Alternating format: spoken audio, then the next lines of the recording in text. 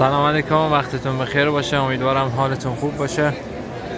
تو این ویدیو قرار است داستان یک شفا یافته دیگه ای که دو تا بچه کوچیک داشته و چندین سال درگیر بیماری بوده و شیمیایی شده بوده توی جنگ. میاد حرم امام رضا اینجا واقعا شفای کامل میگیره تا حتی زخما و رد ترکش‌های بدنش هم ناپدید میشه. همراه من باشین که این داستان جذاب و شنیدنی رو با هم حرم رو زیارت کنیم و هم داستان رو بشنویم. انشالله که همتون حاجت روا باشین. لایک کنید که داستان رو واسهتون روایت کنم انشالله. داستان اینجوری شروع میشه که پوریا آقا پسر این بنده خدا با دخترش پریا داشتن قایم مشک بازی میکردن و بعد پوریا چشم میذاره، پریا هم بدو میره پشت در آشپزخونه قایم میشه. صدای صحبت مادرشو با خالش از داخل آشپزخونه میشنوه که داشتن صحبت میکردن. خالش به مادرش میگفته خواهر جان تو باید صبر کنی، همه امید تو این دوتا بچه به توی. شنیدن حرفای خاله قلب دختر رو میفشاره و با هر جمله‌ای که خاله میگفته تپش قلب دختر بیشتر میشده. پوریا با دیدن گوشه لباس خواهرش از پشت در به طرف اون میدوه و میگه پیدات کردم. پریا هم از شنیدن حرفای خاله شوکه شده بود، بنده خدا طفلکی بی حرکت واسطه. پوریا داد میزنه حالا تو گرگی، حالا تو گرگی. پریا هم از صدای پوریا تیکون میخوره و میگه داداش من دیگه بازی نیستم. پریا اینو میگه و به طرف اتاقش میدوه و در رو میبنده. پشت در چنباته میزنه و از پشت در داشته با گریه به سرخی قالی نگاه میکنه. باورش نمیشد، شاید اشتباه شنیده باشه، یعنی ممکنه بابا. بعد تفلک دلش میلرزه، با عجله از جا بلند میشه و به طرف در اتاق پدرش میدوه. پدرش توی بستر خوابیده بوده و دختر بالا سر پدرش میرسه و میشینه. رنج بیماری رنگ از صورت مهربون پدرش برده بود و حرفای خاله تو گوش ای بنده خدا طفلکی زنگ میزد. شهلا جان حالا که دکترها از محمد آقا قطع امید کردن تو باید قوی باشی تا بتونی به بچه امید بدی. نفس پریا به شماره افتاده بودش و قلب کوچیکش توان این همه دلواپسی رو نداشت. دختر با انگشتان لرزان ملافه پدر رو کمی بلند میکنه و احساس میکنه پدر نفس نمیکشه. انقدری که استرس داشته میگه نکنه که بابا.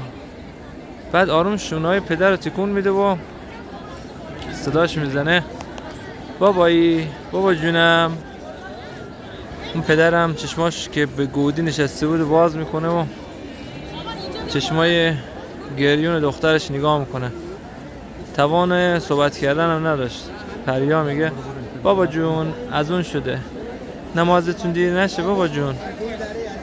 پدر بلند میشه، هنوز چند قدم بر نداشته بودش که به سرفه میفته و نفسش رو میبنده. هر چند ثانیه که میگذشت فاصله بین سرفه های پدر کمتر و کمتر میشه. پای دختر رمق قدم برداشتن رو نداشت، با بغض فریاد میزنه مامان حال بابا به هم خورده. مادر و خاله هم به طرف اتاق پدر میدون و پدرم که روی زمین افتاده بود نفس نمیکشه و مادر با عجله اکسیژن رو تو دهن پسر متصل میکنه و خاله بچه ها رو از اتاق بیرون میبره. بچه ها میلرزیدن و اشک میریختن. خاله لیوان آب و بونا میده و در حالی که بغضشون میخوردن میگه بچه های گلم شما باید صبر داشته باشین، صبور باشین. بچه های دیگه هم هستن که پدرشون مثل بابای شمای تو جنگ جانباز شدن و درد دارن و ولی تحمل میکنن چون خواست خدا این بوده. پوریا میگه خاله چرا بابا ما اینطوری شده؟ میگه بچهای گلم هنوز شما به دنیا نیومده بودین که یه عده میخواستن بیان تو کشور ما و به زور خونه و زندگیمون رو بگیرن، اما نمیدونستن که ما مردای شجاعی مثل بابای شما داریم که اجازه این کار رو بهشون نمیده. اونا هم که قدرت روبرو شدن با مردای جان برکف مثل بابای شما رو نداشتن، با هواپیما با بمب سر اینا بمب گاز شیمیایی رو میریختن و خیلی از همراهزمای پدرتون شهید شدن، خیلی دیگه هم مثل بابای شما مجروح شدن. حالا ما باید صبر کنیم، دعا کنیم. شما بچه هستید و خدا دعای شما رو زودتر مستجاب میکنه. پریا گفت خاله بابام داره میمیره. یه چیزی تو گلوی خاله گره خورد و نتونست حرفی بزنه. روزها پی هم میگذشت و پاییز کم کم از راه داشت میرسید و دردی که وجود محمد تو چنگال گرفته بود روز به روز داشت شدیدتر میشد. داروهای آرامش بخش هم دیگه تأثیرش از دست داده بود. توان غذا خوردن رو هم از دست داده بود. پزشکا به این نتیجه رسیدن که باید خارج از کشور اعزام بشه. محمد هم با درمان تو خارج از کشور واقعا مخالف بودش. تصمیم خودشو گرفته بود، قصد داشت که به درمانگر دیگه مراجعه کنه تا اون زمان که از اون غافل بود بعد جایی میرفت که مطمئن بود دست خالی بر نمیگرده. بله حالا اون یک زائر بود. همه به احترام امام الزمان عجل الله ایستاده بودن و با قلب شکسته و فریاد میزدن یا سادتی و موالی انی توجهت بکم ائمتی و عدتی لیوم فقری. حالا من نمیخونم و دعای توسل به آخر میرسید. شهلا با چشمون گریون میگه یا امام الزمان ما 3 روزه که مشهدیم، با امید عنایت شما آمدیم آقا جان، جواب این 2 بچه رو خودت بده. صدای زن توی ناله های بقیه زائرا گم شده بود. پریا کنار مادرش واسطاده بود و دعا میکرد. یک باری دید یه آقای قلم به دست کنارش واسطاده و میگه چی میخوای پریا؟ پریا سکوت کرد. مرد دوباره پرسید چی میخوای بگو، میخوام برم از بقیه هم بنویسم. پریا میگه فقط سلامتی پدرم میخوام. پوریا و پدرم نزدیک زری بودن و همه وجود پوریا قلب شده بود و میتپید. میترسید که حال پدرش دوباره دگرگون بشه و اون دست پدرشو محکم گرفته بود. بابا بیا بریم.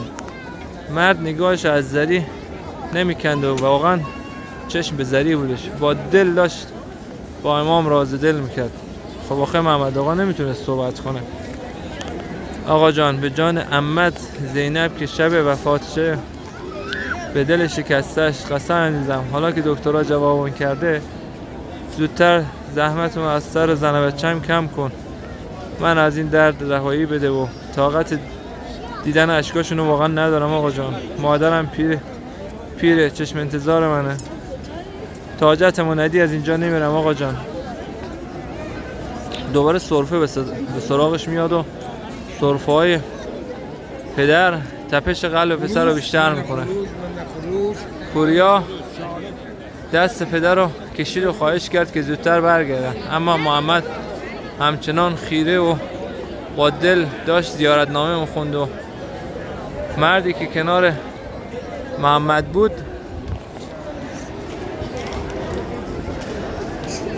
میگه که بلند بخون. محمد نگاه به اون میکنه، نمیتونست خب بگه، صدایی نداره. مرد دوباره بلند گفت بلند بخون آقا، نظر داره.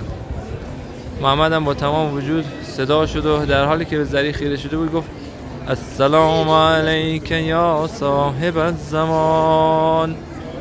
بالا زری پر شد از نور سبز. مردم بی اختیار به سمت نور قدم برداشت و ولی با دیدن اون همه شکوه مدهوش روی زمین افتاد و پوریا هراسان و دوان دوان خودشو به سمت مادر میرسونه. مادر و بچه ها خودشونو تو قسمت برادرها میرسونن و پدر رو میبینن که رو دست خادمه داره به خارج از قسمت برادرها منتقل میشه. مردم چشماشو که باز میکنه همسر و بچه هاشو میبینه بالا سرش دارن اشک میریزن. محمد نشست و با تعجب میپرسه چی شده، چرا گریه میکنه؟ شعله با صدای لرزون که تو اون شادی موج میزد میگه تو داری بعد از این همه سال حرف میزنی؟ اون بنده خدا متحیر و متعجب، من دارم حرف میزنم؟ یعنی آقا به من نظر کرده؟ یعنی آقا منو شفا داده؟ مرد دست راستشو به دست چپش هر دوتا رو تکون میده و میگه شلو دیگه دستم درد نمیکنه. محمد با عجله آستین پیراهنشو بالا میزنه، حتی اثری از زخم ترکشایی که بوده هم نیستش. عوارض گاز شیمیایی هم که 20 سال آزارش میداده دیگه اثری دیده نمیشه. یه هیجان عجیبی اونجا بودش. خانواده مرد رو به ذریح امام رضا شروع میکنم میگه آقا جان شرمنده از بزرگی مولا و کوچیکی ما از عنایت آقا ممنونیم آقا جان. توی هوا واقعا یک گریه شوق بودش. این لحظات معنوی دل و جان زائران رو تکون داده شو، تو دل همشون حک شده بود. محمد و خانواده‌اش هم با دل شاد و آروم به سوی شهرستان اصفهان برگشتن تا مادر پیرش شاهد شفای پسرش باشه. چجوری با نوشیدن جرعه باده شفا از درد 20 ساله رها شده. امام رؤوف چجوری شادی و آرامش به قلب کوچیک پریا و پوریا هدیه داده. میگه بهترین نقطه دنیا حرم سلطان است، پاکتر ز دل دریا حرم سلطان است. بی پناهی اگر از قصه به خود میپیچی، التیام همه دردها حرم سلطان است. لایک سابسکرایب کنید. امیدوارم خوشتون اومده باشه، لذت برده باشین. شما را تا ویدیوی دیگه به خدا میسپارم. امیدوارم که همتون حاجت روا باشین. حالا یه دعا میخونم با من آمین بگین. اللهم عجل ولیک الفرج والعافیت والنصر. اللهم عجل ولیک الفرج. اللهم عجل ولیک الفرج. انشالله شفای مریضا، حاجتمندا، مشکل کار و مسکن و ازدواج جوونامون حل بشه. انشالله تمام مریضا شفا پیدا کنن. انشالله مریضایی که کامنت گذاشتن و التماس دعا گفتن، حاجتمندایی که التماس دعا گفتن، همشون حاجت روا باشن انشالله. اون عزیزانی که بچه میخوان خدا بچهای سالم و صالح بهشون بده، بچهای امام زمانی، بچهایی که افتخار خانواده و ایران باشن انشالله. زندانیان بیگناه آزاد بشن انشالله. گره از کار همتون باز بشه انشالله. خوشبختی عاقبت به خیره جوونامون. عزیزانی که مشکل کار و مسکن و ازدواج دارن، خیلی مشکل ازدواج دارن، مشکلشون حل بشه، بختشون باز بشه انشالله. همتون حاجت روا بشین. همتون خدا بزرگ میسپارم. حاجت روایی همتون یک یا امام رؤوف بنویسید. خدا نگهدارتون.